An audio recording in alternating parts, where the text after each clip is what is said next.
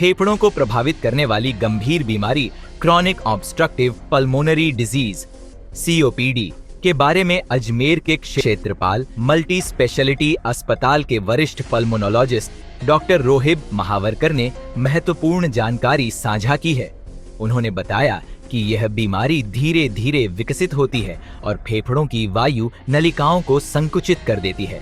वरिष्ठ pulmonologist doctor रोहिब Mahavarkar के अनुसार COPD के प्रमुख लक्षणों में सांस लेने में कठिनाई, लगातार खांसी और कफ, सीने में जकड़न, थकान और नींद न आना शामिल हैं। इस बीमारी का मुख्य कारण धूम्रपान है। साथ ही वायु प्रदूषण, आनुवंशिक कारण और कार्यस्थल पर हानिकारक पदार्थों के संपर्क में आना भी इसके प्रमुख कारण हैं। बीमारी की पहचान के लिए श्वसन परीक्षण, छाती का एक्सरे, CT स्कैन और रक्त परीक्षण किए जाते हैं। इस बीमारी से बचाव के लिए सबसे जरूरी है धूम्रपान छोड़ना और प्रदूषण से बचना। इसके अलावा डॉक्टर की सलाह पर ऑक्सीजन थेरेपी और पल्मोनरी रिहैबिलिटेशन प्रोग्राम भी कारगर साबित होते हैं।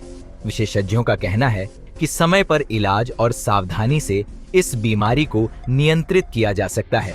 क्षेत्रपाल अस्पताल नियमित रूप से मरीजों को जागरूक कर रहा है और नवीनतम चिकित्सा सुविधाएं प्रदान कर रहा है। मैं डॉक्टर रोहित, मैं एक पल्मोनोलॉजिस्ट हूँ यहाँ क्षेत्रपाल हॉस्पिटल अजमेर। मैं कंसल्टेंट पल्मोनोलॉजिस्ट। COPD यानी chronic obstructive pulmonary disease. Chronic यानी कई महीनों से या तो कई सालों से चले आने वाली सांस बीमारी है। तो इस बीमारी में लंग्स के साथ सांस नलियों में भी दिक्कत हो जाती है। सांस लेने की जो ट्यूब है, ब्रोंकाई है, वो थिक हो जाते हैं नॉर्मल डायमीटर से। सो आमतौर पर ये ब्रोंकस अगर ऐसी होगी नॉर्मल हेल्दी पेशेंट्स में, तो COPD पेशेंट्स में इस तरह की हो जाती है। COPD के तो सबसे मुख्य कारण है स्मोकिंग। धूम्रपान।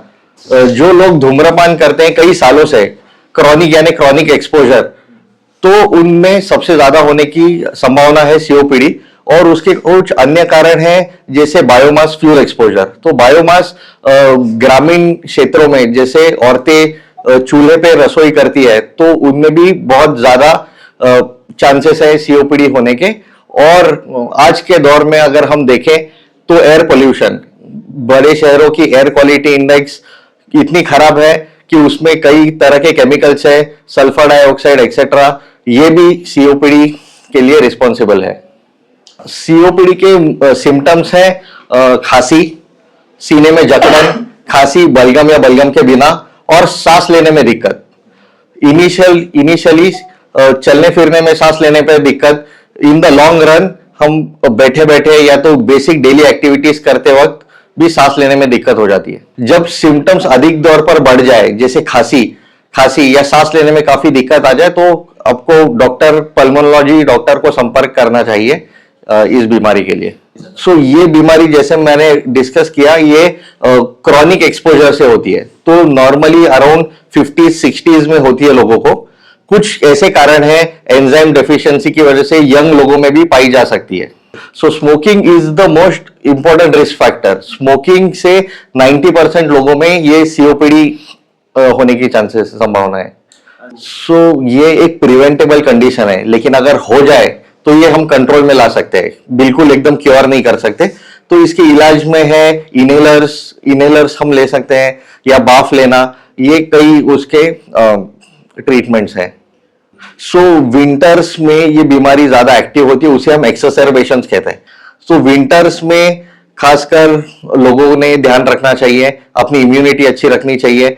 जो लोगों को COPD है उन्होंने स्मोकिंग छोड़ना चाहिए, स्मोक का एक्सपोजर अवॉइड करना चाहिए, बाहर जाते वक्त मास्क भी पहन सकते हैं। जिन लोगों में COPD डायग्नोस हुई है उन्होंने हर साल एक इन्फ्लुएंजा की वैक्सीन लेनी चाहिए, और एवरी 5 years एक न्यूमोकोकल की वैक्सीनेशन आती है। तो वो वैक्सीनेशन लेने से एक्सरसेर्बेशन, जो hospitalisation of the patient, hospital में भर्ती होने की जरूरत एक सिग्निफिकेंट परसेंटेज से घट जाती है। खान पान के साथ में काफी एनवायरमेंटल फैक्टर्स है, लाइफस्टाइल चेंजेस है। जैसे आजकल स्मोकिंग बहुत कॉमन हो चुकी है, तो smoking is greatly responsible. Pollution का ध्यान रख सकते हैं, मास्क पहन के, ये सब चीजों से हम प्रिवेंट कर सकते हैं। और दूसरी अवेयरनेस बहुत जरूरी है। ये अगर अवेयरनेस होगी तो बहुत सारे लोगों को मैं जानता हूं जिनको ये सीओपीडी की बीमारी है, लेकिन वो इतनी अवेयरनेस ही नहीं है कि हर साल उनको कौन सी वैक्सीन लेनी है, कैसे बचना है इससे। और एक दूसरी बात कि इम्यूनिटी खासकर हम अच्छी मेंटेन अगर करें तो बहुत ये अच्छा हो सकता है स्वास्थ्य के लिए। मैं रोज morning 9 o'clock to evening 5 o'clock में क्षेत्रपाल हॉस्पिटल में कंसल्टेंट पल्मोनोलॉजी।